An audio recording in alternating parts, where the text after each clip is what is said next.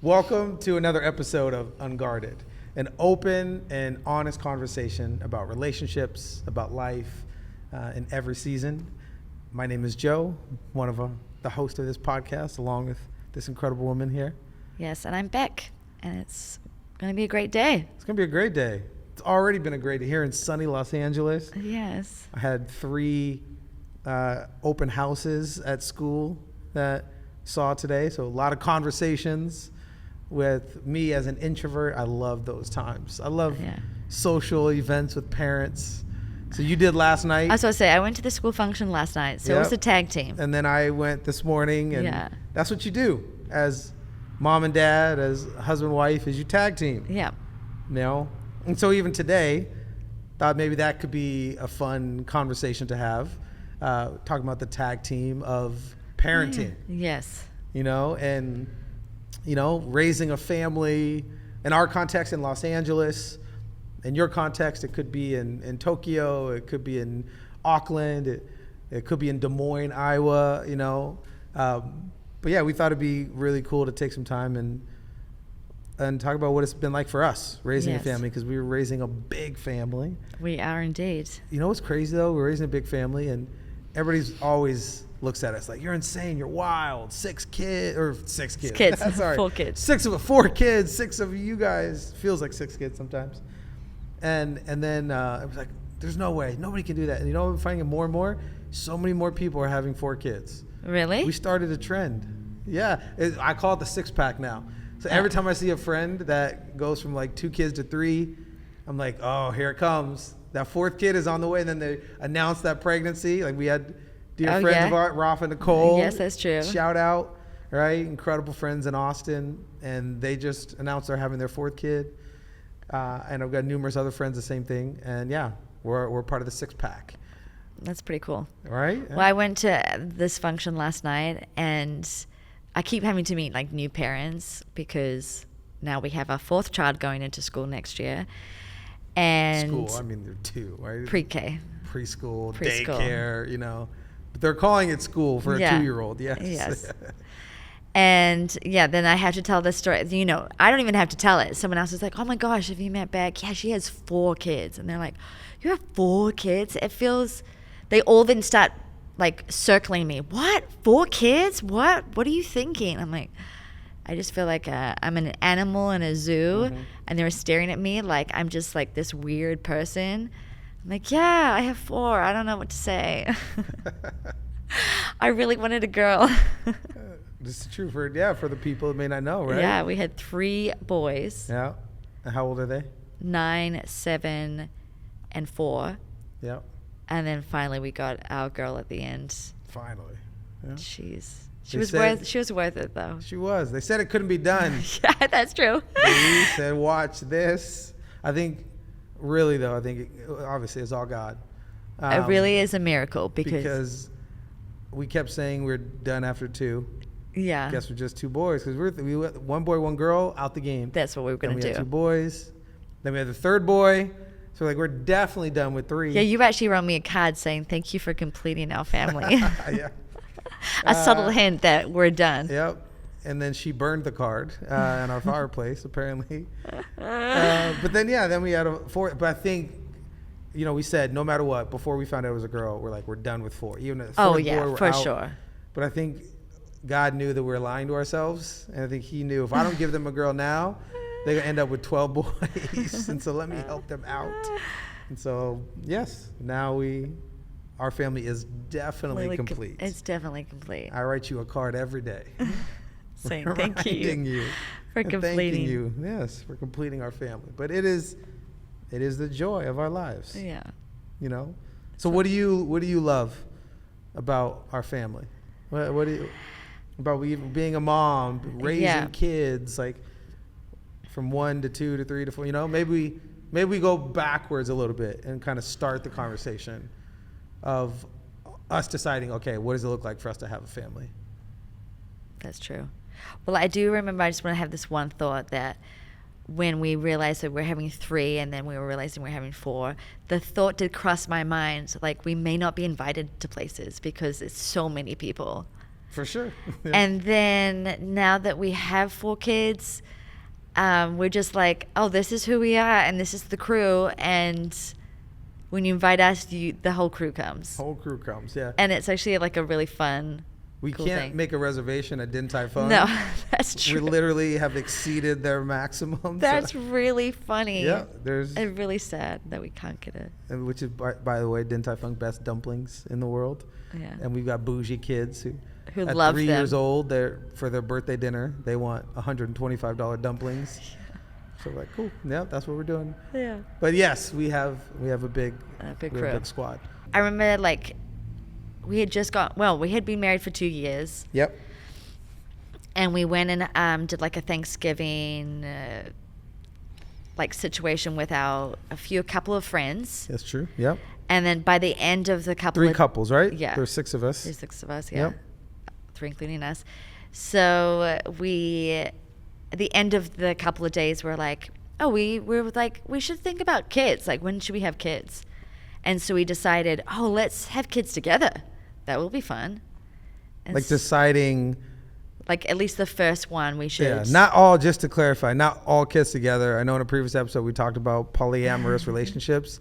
We did not have a swinger conversation about having kids together, just to clarify. Yeah.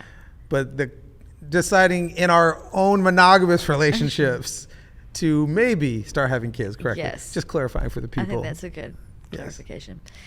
And we were like, okay, this year, let's start having a family, which felt like a huge leap.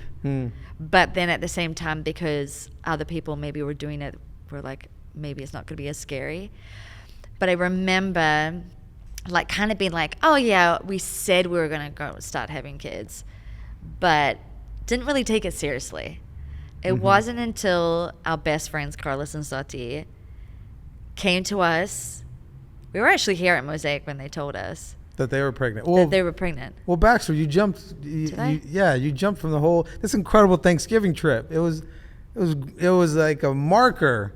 It was groundbreaking. Because if you remember on that trip, there's 3 couples who got together. We spent Thanksgiving at a cabin together and had such a great time. But then one of the individuals that was with us, I don't know why I'm saying like a secret individuals. It was our friend Soti, had never seen snow before. Oh, I forgot that. Yeah, and so we're like, let's pray. We want to pray that we'll see snow. And in the forecast, there wasn't supposed to be snow. We're like, we're in the mountains. We're at a cabin. We got to help our Puerto Rican princess see snow. So we all got together and we prayed that it would snow. And then lo and behold, the next day, it snowed, and it was like a blizzard. Like, remember, like I think I still have the video. Oh, that's true of her running outside. Yeah, running outside and like playing in the snow, first time ever. And that was like one of the first seeds of like, oh, snap. Like when we pray, something happens. Like when we pray, God moves. Like not that we didn't believe before, but there is something to that, fueling a commitment to prayer and believing there's something really transcendent about those moments. And so then, right, later on the trip, when we're about to leave, we're all talking about, hey, it'd be cool to have kids at the same time. We're best friends. Our kids should be best friends. Yes. And so outside of that house, before we all hopped in our cars and went back home, we prayed again. And we prayed that we would all get pregnant at the same time, you know? And so it's just cool, just those seeds. That's a good point. But then, yes, fast forward to then Carlos and Soti come and tell us what? That they're pregnant. They show us the test. And I'm screaming in one of the rooms back there, like, I cannot believe it. And then it dawned on me, oh my gosh, she's pregnant and we're not. And we really hadn't been taking it seriously. Well, maybe you had, but I hadn't. And then this like thought came over me, like, oh my gosh, I need to like get pregnant now because she's pregnant. Like now the clock has started. And I remember we started to try. We were like, okay, let's be a little more intentional about this. And I didn't get pregnant. And I'm like, oh my gosh, like this might not be as easy as we thought it would be. Yep. And I remember you so clearly saying to me, because I was like, why hasn't God made me pregnant yet? And he said, I don't think God works when you're passive about it.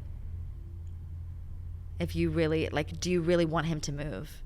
I mean, something like that. It like was intentional. No, like, I remember the statement Yeah. you made, like, oh, like whatever, if it's gonna happen, it'll happen. Yes. Like that, and that little, that like bristled a little bit Yes. in my spirit, and and I do remember saying, I just don't think that that's the right frequency that we want to be with God. Yeah. And that if it happens, it happens. Because if we don't want to get pregnant, if we don't want to do this, that's fine, but we can't treat God like a magician. Yeah. Because I think something really beautiful happens, not just in moments like this, deciding to have a family, but in your overall life when you live with a level of intention.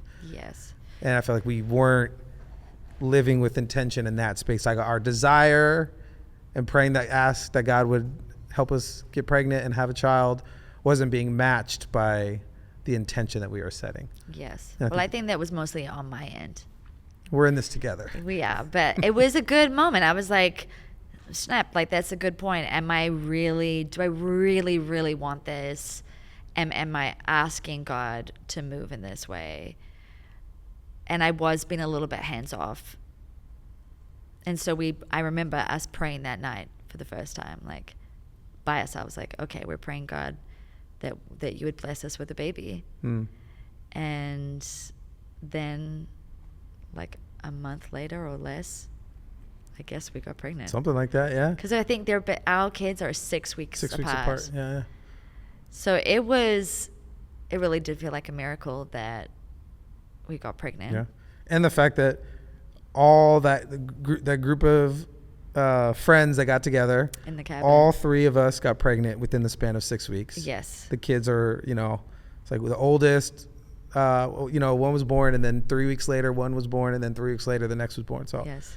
And then at the same time, which is crazy, yeah, other friends that are in our world and were part of Mosaic, a part of our community, yeah, then they also got pregnant. Like 3 other groups of friends. So it was like all of a sudden we went from like a handful of us to then 6 of us were all having kids, and we all had kids within the span of like 2 months. yes. And like even at Mosaic, it was like nobody had kids, on staff and on, outside of like Pastor Irwin and David Arcos, like some, icons that have been at Mosaic since the beginning.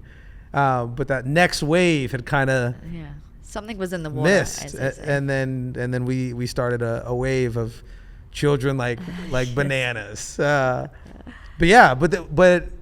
that's so important because for us, we're like, we want to raise a family in the context of community. Yeah, that's true. We don't want to do it in isolation. We don't want to do this by ourselves. It's a value that, I had, growing up with my parents that, we're always at somebody's house watching a fight, on a boxing match. We're always watching a sports game. We're in church together. We went on vacations together. And it was just seeing the families do life together. It was like always so aspirational. And we wanted that here at Mosaic. Yeah, that's true. And we wanted our kids to grow up in this context. And that's for us what has been one of the, I think, oases of figuring out how to survive and not let the kids and the drama and the laundry and the dinners and the chaos drown you. Mm-hmm. It's like the community that helps like keep you afloat. It's true. Well, I remember, like, I think, a challenge can be when you're having babies at the same time. Well, the good thing is that you can talk about your pregnancy because you're both doing it together. Like, we were all pregnant, going through the same ups and downs and roller coaster of being pregnant. But then when we had our babies, we all then were isolated to our own house because we had our babies. And suddenly it was like, I guess I'll see you when I see you. Mm-hmm. But then that was a little bit tough. But then fast forward to now, it's like we have our kids are best friends with Carlos and Soti's boys. Mm-hmm. And so to me, to watch them knowing that like, oh, we made this choice 9 years ago to have babies at the same time, and now they get to like live with the best of friends. We get to have family vacations, and I just love that they're not alone. Like you said, they have like these core memories And I think that is kind of key too. It's like, I don't have any extended family here in LA, and you don't have extended family here in LA. Mm-hmm. And they really have become our family. I mean, Sure. people at Mosaic are truly, we're not blood related, but we tell our kids, call them TT and Tio. Yeah. Like, they're our aunties and uncles. Like, we want them to feel like they're family and you can go to them for whatever you need. Like, I feel like that's what I love about Mosaic. That's what I love about calling this place home, is that it's like Erwin and Kim love our kids, you know, like they're their own grandkids, and they... Yeah, I can't tell you the amount of special events and parties and things that like Pastor Kim has done for Pastor Kim is amazing. our kids. Like, remember one time she just called up and was like, it was during Oh yeah, COVID. quarantine, you know, so everybody's locked down, and she's like, hey, bring the kids over, have them swim. So we're like, kids love swimming. I think it was right around the time they learned to swim too. Yes. And so we're like, cool, yeah, let's go. We bring them over to Pastor Kim's house, and she went and bought them individual lounge chairs. Yeah, beach chairs. Beach chairs to have by the pool, personal towels, Yeah. toys in the pool, glass, like goodies, all this stuff. You know, it's like So just cute. went above and beyond, and the kids had such a blast. Yeah. You know, but for us, yes, like that is more of the norm than the exception. Yes. You know, and that's I feel like what's allowed us to really figure out how to raise kids in LA is because we don't feel like we're doing it by Alone. ourselves. Which I know you have a lot of conversations with moms in LA at the park or at Mosaic, or, you know, LA is such a transient city. A lot of people move here from somewhere else and then they don't have family like you just shared. What are some of the hardest aspects that you see, that you've heard, or even you've experienced about like raising kids by yourself? Like, why does it feel so lonely and isolating? I mean, I think we're all just like trying to survive, and in your own house. I mean, there's so many times that I, you know, text Sati or Mariah or any one of my friends. I'm like, I'm struggling, and I'm just trying to stay afloat with everything that I'm trying to manage in the house. And I feel like it's easy to forget that someone else is facing the same thing as you're facing. Like that they're struggling in the exact same way as you're struggling, and that you're not alone in the struggle. So I think like we have a group chat on text message to, like, you know, send a little encouragement here and there. And then we also have like an Instagram like a mom with all the community. You have a group chat and an Instagram mom chat? Yeah, well, this is for like so many people at Mosaic. So yeah, I can tell you there's no dudes that have like a dad group chat. no, that's true. But you know No what? Because Instagram. Our group chat is just the look when we see each other at the park. Like, Yeah. hey, you're surviving. Yeah, you got it, bro. Keep it up. Well, this is like, oh my gosh, my kid's sick. What do you do with this? It's like it's a platform where you can share your insights or like get wisdom. So I love it so much because a new mom can message on that and say like, this is happening, what do I do? And then all these other moms jump in and say, hey, try this, try this, try this. So awesome. That's super cool. But like I remember when I first had Zai, I just forced myself out of the house because I don't like being trapped in the house. Like I get really sad and lonely. And even now with just having Rocky at home, I have to like push myself to get out. But once I'm out at the playground, it's like, okay, now I can talk to other moms. One thing I do notice though in LA is that there's so many nannies. I'm like, Yeah. I'm constantly just meeting nannies. Like, where's the moms around? Sure. So that I can actually, because it's different. There's some nannies that are pretty cool. But sometimes it's different kind of conversation because they're like their grandmother, you know? Yeah. That's big city life. Yeah, that's LA, New York, yeah, London. all the moms are yeah. working, so For they sure, have yeah. nannies. But yeah, I think like I just try really hard to connect with other moms at the park because I know what it's like. Like I saw a mom this week who had a 2-year-old and then an infant baby. And I'm like, I know that must be so hard. You have an infant baby and you can't run around after your 2-year-old. So I'm like, oh, I got him. Like, I'll keep an eye on him. I just love the sense of community and that we're all like struggling with this. Yeah. And how do you help, like, if you're somebody who doesn't have kids, if you're part of the community, are there things that you've seen or noticed, like how can you help a family feel like they're not having to do this by themselves? Like, how can you step up and provide community for those that may not even know how to ask for it? Well, I mean, one of my friends just recently had a baby, and I finally went to her house. I was like, I'm coming over. And then I got there, and she was going through so much. I'm like, you are like, she doesn't even know that she's drowning in it, but I can see as an outsider, I'm like, oh, I know exactly what that's like the postpartum depression and the sadness. Like those are all real things. Your hormones are all over the place. You're not yourself. And then you have this crying baby who won't sleep. And like I was there for about an hour and a half, 2 hours. But I could feel like, oh, this is a huge relief for her. Sure. But I told her, I was like, you can actually text me, Like you can say, hey, I'm struggling. I'm having a tough day. I don't even know what I need. And I think that's the biggest thing. Sometimes you don't actually know what you need. You just know it's like you need to send out an SOS. Yeah. And I would have come. Or even, yeah. It's interesting. Yeah.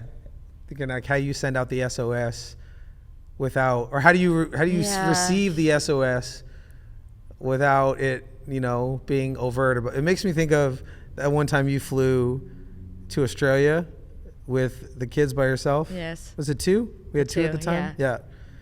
So I was husband of the year, and I decided to stay. I don't remember what it was. There's some conflict where I couldn't go. You some work conflict. Needed to visit your family.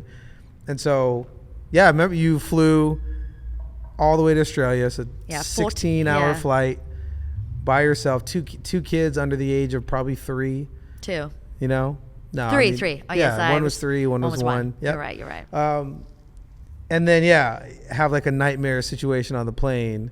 Where as we're taking off, Indy, he was 1 year old, he threw up all over himself and over me.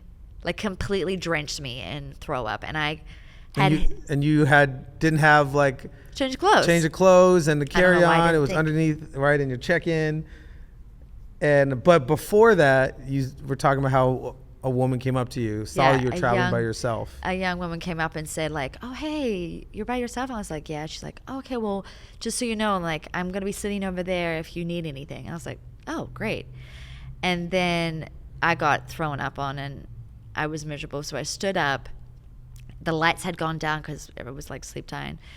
And I walked over and saw her with her eye mask on. And I was like, oh my God, what am I going to do? Because I'm just standing here desperately, like about to cry. And I have nobody to ask. Yep. And so I just stare at her hoping that she like lifts that mask up. I don't know how that works, but it did. And she like lifted it up, looked at me, and she could see I was distraught. And she was like, do you need my help? I'm like, yes.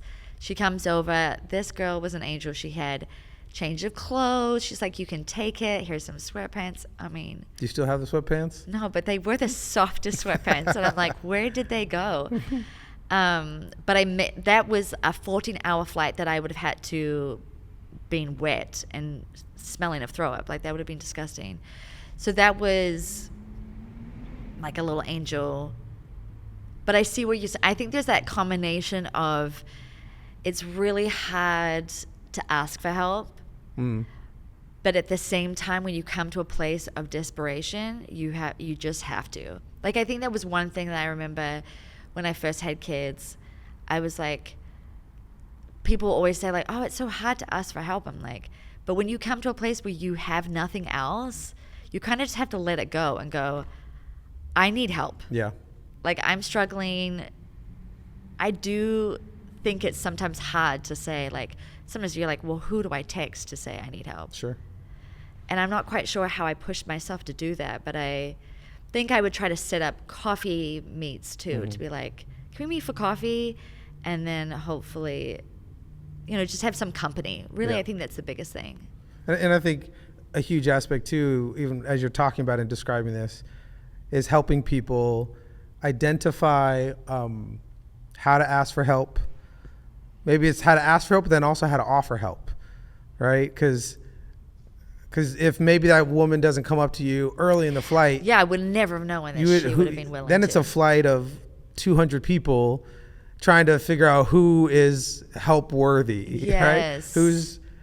Who has kind eyes, you know? And I think so often, right, people are trying to, especially in a space like that, a flight, you're trying to avoid contact. You're trying to be in your bubble, But I have a feeling the same thing that happens on flights happens in our lives as well, is that, we could turn a blind eye to those that need help the most. So one is, I think, learning how to be in spaces to offer help, to plant the seed. Hey, if you're ever in a moment, in a season, and this isn't just with families or community, it's also just being a good human. It's how do we relate to each other well? It's okay, how do I plant a seed of offering help? But then also I think the key is so much is true what you're saying, and power in it, of having the courage to ask for help when you truly need it, when you've reached the bottom and you're just like desperate. But then here's the sad reality, is if you don't plant yourself in a community, of good-willed, good-hearted people, if you don't, have a proximity towards the help that you need, you're going to be on an island by yourself, and you're going to drown, and there's going to be nobody to help you. Yeah.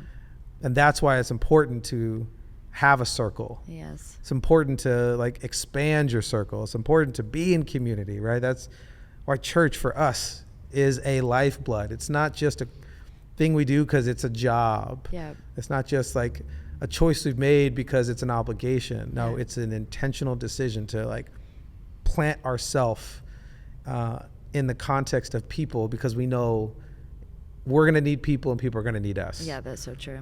So it's I wonder for people, how do you get yourself in that space that before the help is needed, you have access to the help that's needed? Well, it makes me think, there's this one friend that we just met who found out that we came to Mosaic with her husband, was pregnant, and then she found out that we were leading a Calabasas Bible study, and they live out that way. And so she found out about it a week before she was due to have this baby. And she's so smart, because she was like, I'm going to go to this Bible study because this is going to be the last one for a while before I have this baby. Yeah. And I don't really know if she knew how important that Bible study would be, but she went for it. Most people, I think we delay. We we know this is good for us, or we know we should turn up, but then we just go, you know what? It's just one, she could have said so many reasons why she shouldn't go, because she's just about to pop. She's about to have this baby. Sure. But instead she goes, we meet her. I get her number, and I'm telling her, I'm like, hey, this is your first baby, so you don't even know what's coming, but here's all the things that would help me prepare, because I know I've been there 4 times. And so I quickly, without scaring her, downloaded information, okay, asked her questions, and then told her specifically, text me if you need anything. I mean anything. If you're in the delivery room, if you need someone to pray for you, please text me. And I've said it to her so many times, because I'm I know I'm a stranger, but at least I'm someone who can help you if you need it. Sure. Because you don't even know what's coming your way. And the cool thing is that she texts me during labor, which can take labor. Well, I mean, not as she's pushing the baby, but before. Okay, yeah. She's like, okay, we're hitting some problems, and can you pray? And it was, I'm it's a gift for me to be able to pray, because this is when you need people. I know what it's like when I was delivering my babies. I needed prayer for almost all of them. And so it was an honor to be able to pray for her. And then when she had the baby, and then she came back to the Bible study with her husband, it was now she's not alone, isolated. So I think it's the preemptive, right? It's like God is always trying to get us to be in community because he knows we need it. And we may not need it exactly today, but we are going to need it. We're all going to go through something that's going to be hard. And so he wants us to not be alone in those moments. Yep. So I think it's like, if you get invited to church, go to church, because you don't know what's going to be on the other side of it. And when you're really going to need people, even people that you hardly know. Yeah, it's true. 100%. I have a question. Yeah. What's the hardest thing that you've experienced raising a family? It's the biggest challenge. The biggest challenge, I would say, is losing yourself and then trying to re-find yourself and redefine yourself. So how'd you So, feel I mean, like- I feel like I was not, when I first had Zai, there was such a combination of loss and sadness for the life that I was leaving behind. And the friends, like Zoti and I were one of the in our friend group, we were the first to have babies. So the moment that we had babies, it felt like there was this huge chasm between us and our other friends that had the freedom to go out and do whatever they wanted, which I'm like, yeah, you should enjoy that freedom. So I wasn't mad at it. I was just sad that I was losing my freedom. Yep. I was losing my independence, and now I was stuck at home, like looking after a baby, and I didn't like my physical body. I felt like I'd gained so much weight on my first baby. We ate so badly pregnant. We really paid for it, or I paid for it afterwards. So that was really hard, that you lose your self-identity, you lose your friends. Well, you feel like you're losing your friends. You don't really, but in that season, you need different things, and your focus is on another child. So I remember it coming to Mother's Day, and people were like, oh, I had just had Zai, I think he was like 5 months old. And they're like, Happy Mother's Day. I'm like, no, don't say that to me. Like, I had a really bad negative connotation to being a mother. And I think the biggest thing for me was, oh, now I'm a mom. I just felt like, why I thought that was a bad thing, Sure, yeah. I'm not quite sure, but I had such a negative connotation to it. It was like a death sentence. Now your life is over. Yeah. You're a mom now, and you're nothing else but a mom, and you're now old, and your life's over. Which is very dramatic. Sure. And very untrue. And I'm only sad that I didn't accept it sooner. Like, I fought against being a mom, and yet I was already a mom. And fighting against something that you already are is like a waste of energy. So instead of accepting it and making it part of who I was and enjoying it and having joy about it, I was pushing it away, and that was more damaging to me. So how did you shift? I'm not quite sure. I guess then it was like, okay, we're going to have another baby. And I was not ready for number 2. So like, let's lose ourselves a second time. And you were like, let's go, let's have another baby. I'm like, I just got my life back and my body back. Why would I ever want to get pregnant again? And this was something that was important to you, which I'm glad that you were like, I don't want to have our kids to be years apart, because you and your brother were 6 years apart. Yeah, I have an older brother, 6 years older, and then I have a younger brother, 6 years younger. And so, yeah, it was like we never really grew up in the same life stage, and, or like didn't really become good friends until we were all older, because then it was like, oh yeah, when you're in college, then it makes sense that you're hanging with your high school brother. Yeah.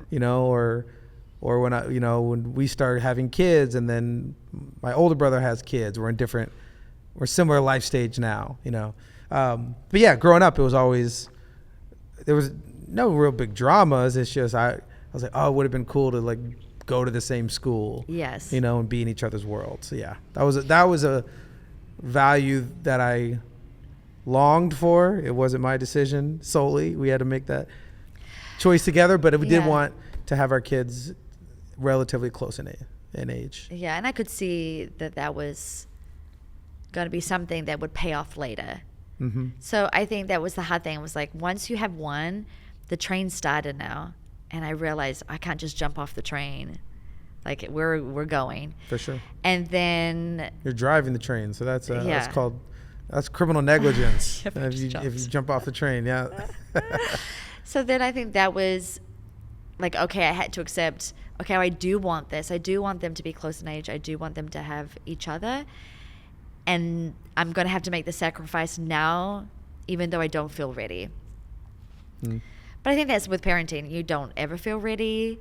So it was like, just do it. Yep. And the second pregnancy was so much easier. I was working out. I was looking after myself. I was in the best shape of my life, which is wild to be pregnant in the best shape. And then when I had Indy, he popped out. Easy breezy. I don't know how. And then I was in the best shape of my life. Mm-hmm. And I think that really helped me feel more like myself, because I was strong physically and I felt more mentally strong. Yeah. And I think that is probably a really key factor that I haven't really considered until now, how important all those areas of your life are. That when you're physically strong, you're mentally strong, and you feel like you can like cope with the changes, what pregnancy and then delivery and those first 3 months. And I think I was also more accepting and had more fun with the two of them, and was more set up for success to being a mom. Mm-hmm. And I knew like, okay, I just can't be isolated and I have to just get out. I mean, I took Indy out when he was 3 days old to go get him Tiger to get a coffee. I took a photo as evidence, and I was like, I'm just doing my life outside as much as possible, and I'm not going to be isolated because I know that's not good for me. Sure. And yeah, it was better. And even that was a huge thing, you know, from one of the books you read, parenting books. You know, it's hilarious watching. Oh yeah. When you have your first kid, and I see it in all my friends. And the first kid, you read every book, you have every app, you do every check mark. You know, you're just in it. Come second, third, fourth, then you just like, hey, good luck, bro. You just throw the kid out there. But yeah, one of the powerful insights from a book you read called Bringing Up Bebe. I love that book. Which, shout out any first-time parents coming up, read that book. But it's all about this woman, American, living in France, and just the French parenting. And there's all kinds of incredible insights from that. But one that was really interesting, and that, you know, you definitely led, and then I had adopted in our parenting style, was that you do not drop your world because of your kids. Like, you actually integrate them into your world. Yeah. And that you don't stop doing the things that you love. There's different sacrifices that you make. There's different shifts, of course, but you don't have to put your life on hold and orient everything now around this new, you know, month-old baby that dramatically shifts everything. And so that was a practical choice that we made. Yes. Was that our life was wild at the time, you know, like insane schedule with work and life and things that we wanted to do. And, you know, we didn't want to slow our life down. And so we just had to decide, okay, these kids are going to have to learn how to adapt to the chaos and the craziness. Well, that's the interesting thing, because one of the friends that just had a baby, their doctors told them you shouldn't leave the house for a month. Wow. And so then she took it to heart and was like, okay, we won't even go for walks. I mean, and she's like, oh, we just started going for walks with the baby. I'm like, what? So it's really, that's what I loved about that book, because it gives a whole different perspective. Because in American, and the hospitals and how the doctors give you advice, it's only one advice. And I think sometimes we listen to it and we're like, oh my gosh, I have to do this because my doctor said this is the way to do it. Yeah. But then you find out, especially if you had more kids, that every nurse and every doctor has different ways of doing it. And the bringing up baby, I think, is so brilliant because you're right. It's like the baby comes into the energy force of your family, not you shifting everything for the baby. Yeah. And I had to cope and go, okay, I'm just bringing both babies to wherever I'm going. And it's hard work, but I'm taking them with me. Like, I never stopped my life or slowed it down. I just they're going to sleep where they're going to sleep. And if that's out, or I still do that. I'm like, if I miss a nap or the nap's late, I'm not saying it's everyone's cup of tea. Yeah. But it really was helpful for me to just bring the kids and they go with the flow. And honestly, they're so adaptable. They did. Mm-hmm. Yeah. They went because even it. with the thing with doctors, even as you're describing that, it's like doctors have to make medical decisions, and they're going to give guidance based on their medical profession and their expertise. But you have to know, and you have to be self-aware enough to know yourself, your family, the environment of what is needed, also emotionally. Yeah. Because in the same way, you need to make sure your children are okay medically. And physically, you also need to make sure that they're okay emotionally and socially and spiritually, And so it's like, that's even just an aspect of voices, of having the right voices, because the voices you listen to are the voices that are going to shape your world. Yeah, that's true. And go, okay, what's the value system we want to have with our family? And you decide, as we're raising kids, as we're deciding to have a family, this is our value set. Community is essential. That, we're going to make sure that we plant our flag, we drop our anchor in the center of this environment so that we know no matter how far we drift, we always have a place to come back to. Yeah. And for some families, it's to travel. They're like, we want to see the world. We want our kids to see the world. And you can make that choice, but knowing if you're making that choice that you want your family to see the world, you might have a harder time planting roots somewhere. Yeah, right? True. Your kids might, I've seen this sometimes in families that do travel a lot, is that one of the, byproducts of that is you have this adventurous child and you have this adventurous family, and you have this real close-knit unit, mom, dad, kids. But we find a lot of times when you make that choice is that there's not as close-knit relationships with friends, right? They haven't quite learned how to listen to other voices or trust other people because their entire world has to be wherever mom and dad go, that's where we go. And we're going to jump from city to city and place to place, and we're not going to plant. And just knowing every choice you make has a plus and negative reaction. And you just have to count the cost. You've got to prioritize what matters to you. But I think it's just important when you're starting a family you have to know every choice you make with environment, with city, with friends, with timing, you're communicating something. And so just don't go into it flippantly. No, this is actually the choice that we're making and we're okay with it because that's the future that we want. Yeah, I love that. So what was the hardest thing for you to become a parent? The hardest thing for me to become a parent. I used to have solo time. I'm an introvert, and even when we talk about as an introvert, you need gaining energy. You do that in isolation, So for me, I could take a day and just recharge. I could emotionally and intellectually stimulate myself, the playground of my mind. Or I could just be gone for a day and you're fine. You got friends and I'll come back eventually. All right. That's the anchor. You're my anchor that brings me back.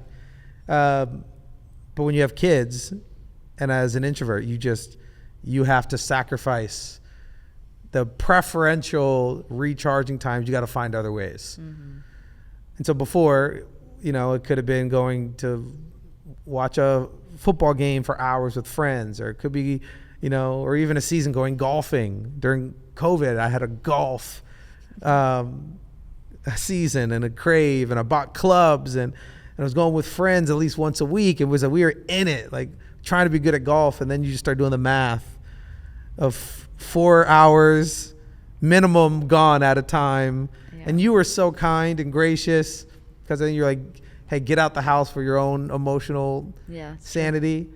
But then I also could feel the words that weren't being said, but the words that were being communicated with your essence. And going, you can decide to keep doing this if you want. But then I've learned how to be a translator. Yeah, that could be true. Of not just words, but essence. And so I stopped golfing for a long time, because I was just like, this doesn't make sense with the reality of our life right now. Yeah. That I'm going to be gone for 4 hours. I'm leaving my wife at home with 3 kids or 4 kids. Like, it's probably not a great look. So that was one of the hardest things, of just in terms of your freedom, your independence, your time, right? So now when I'm exhausted, when I'm, feel like I need to recharge that battery, I know I don't get days. I know I don't get hours. Sometimes you got to learn how to do it in minutes. It's true. And you just go, awesome. I got these 12 minutes to recharge, to get ready, energize, and then boom, get to work. Because there's things that have to be done. Yeah. So that was one of the, for sure, biggest challenges that I had to learn early on. And then the more kids you have, it's magnetized, right? Having 4 kids now, I have less introverted recharging time. Yeah, it's true. Just the reality. But I've learned how to manage that space.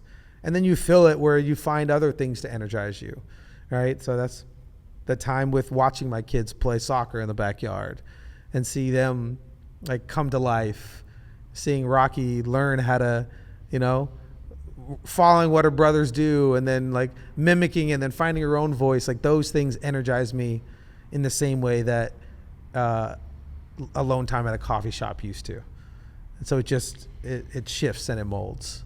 Yeah. I feel like, some of the toughest times of being a parent, or the most exhausting time maybe, is like the moment they get home from school. And the race begins. The race begins to cook dinner, eat, bath, PJs, book, and bed. Mm-hmm. But what I really appreciate about you is I know that you come home and you're exhausted, but you let me have, since I've been with Rocky all day, you still let me have like another 5 minutes. Sure. Yeah. Of like peace, even though the kids run in and like want to chat about their day, and which is so cute. I don't want that to change, but I just feel like we're in it together. Mm-hmm. And I've always felt like we're a team. So, I mean, probably like in the early days, it was harder for me because I felt like I had to make more of the sacrifices and you could work. And I'm sure that was hard for you, because I'm sure I would tell you that. I'm sure on occasion you did, yeah. Like, you get to go out and do work. Like, I was so jealous of you for going out and working. But then I think I had to learn, just to enjoy being a parent, mm-hmm. and like enjoy the time that I had with them, because it would go quickly, as people kept telling me, like, it's going to go fast. So not feeling like I'm missing out on something else out there, but that what I'm really doing is like finding life here. Yeah. And I think that's like a journey for me over the years of all these kids, of not feeling like I'm missing out on something because I'm not working, or I'm not out and about like you are, but also just appreciating that you work so hard and then you come home and you don't make it like, I've worked so hard, now give me the night off. You're like, no, okay, let's tag team and let's get this done. Yeah, the work continues. I was talking to Zai, our oldest, about that last night. Yeah. Because he was like, stuff coming up in the family, and, talent shows and performances and open house and school and all this stuff. And And I was working on something last night, and he's like, well, at least tomorrow, you don't have to work, because Fridays we have off with Mosaic, but the Fridays that we have off with my job, we fill with other work, Yes. right? You would work on your business that you started, I'm working on different projects. We're working on projects together. So it's like, and I was trying to explain to him, like, the work doesn't stop. The work just shifts. And in the same way, I said, and also, we don't have work tomorrow, my job, but you also know what's work, buddy? Parenting, being a family. So it's like we're going to work tomorrow. It's going to be a lot of work having to like make sure we're, doing what we need to do, and the house is clean, and that you guys get to where you need to get, and that we're handling school responsibility and sport responsibilities and life responsibilities, and I was just trying to help him understand and see that you don't ever just get to punch out.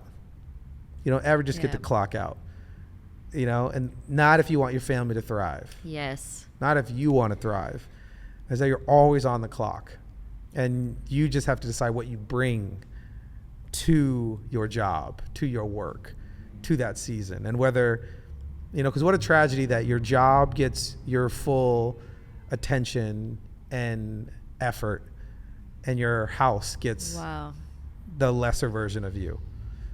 You're like, what a tragedy if your kids got the worst parts of you. If your wife got your worst parts of you. What makes like our life beautiful is that in the same way that we give our all to our job and our career and to our passions, we do the same with our family. Mm-hmm. And that we want our kids to know that they're not, an extension or another part of our life. Everything is holistically connected. And we want to make sure that together as a family, that we're showing what it looks like to dream big, to pursue things at a really high level, to be excellent in all that we do, to work really, really hard, and that our kids know that when we're home, the building blocks that we're laying at home are hopefully things that are going to see them do far greater things that we could have ever even imagined for ourselves. And I think that's been some of the beautiful aspect for us that I've loved raising our family together, is that as incredible as it's been in these 9 years of being parents and these 13 years being, married together, is that hopefully people can look at our family and we can be aspirational. Mm-hmm. And go, man, I want to do the things that I'm passionate about, and I also want to do it with people that I come to life with. Yeah. And that they don't have to be mutually exclusive. And I hope our family's aspirational, not just by the successes that we have or the accomplishments. Hopefully those things are really beautiful that we get to be a part of. But the end all be all is that I hope the marker of our accomplishments is in the beauty of the family that we've created. Mm-hmm. And it's been an honor to be your husband, to be baby daddy to these 4 children. And so let's keep raising a family. Yeah. And see what we can do together. Sounds good. Let's do it. Come on. Raising the family we have. No more. This is not breaking news. There are no additional children. No. 4 and no more is my motto in life. I think that yes, it's a lot of work. Mm-hmm. Life is really busy. But I was just thinking to myself, like, why is it that we can do it and be aspirational? And I think the key is that we have a lot of joy doing it. Yeah. And that even if it's a lot of work, I don't feel completely isolated and alone, because I know I have you and I know I have my friends. Mm. And also, we have always things to look forward to. We try to plan things ahead of time. Sure. Like our trips with Carlos and Soti and the kids. Like, they get excited, we get excited, because we're doing it together. Mm. And I love that our kids don't want to do a vacation without their best friends. Yeah. And to me, that's really a joy, because it doesn't matter if it's a lot of work on this vacation, and it's not really a vacation for us per se, but it is a lot of fun, and we're creating cool memories as we do it. And I think that is the joy, that mosaic, every part of our marriage, our kids, it brings us so much joy that we're having fun doing it, even though it's a lot of work. Yep. And that's why I think it works. Yep. Because we love it. We love what we're building. For sure. And so, of course, we would build into it more because we love it. Yep. So I hope that if you're listening, that you find something that you love to build and you want to build your family. And if you don't like it, and these times I haven't liked it, I just had to change it and know that I was the catalyst. Like, I was the one that could change how our dynamic is to make it better. Yeah. I just need to share my thoughts and pivot. Like, I'm the one that needs to change to make things better. Yeah. So I love that we get to build this, and it's the best life. I agree. Full of a lot of joy. Yeah. On that note, thank you for listening to Unguarded. Make sure you subscribe, rate. Go on YouTube. Go on YouTube. Share this with your friends, people you think it would bless. And we love you so much. Can't wait to see you on the next episode of Unguarded.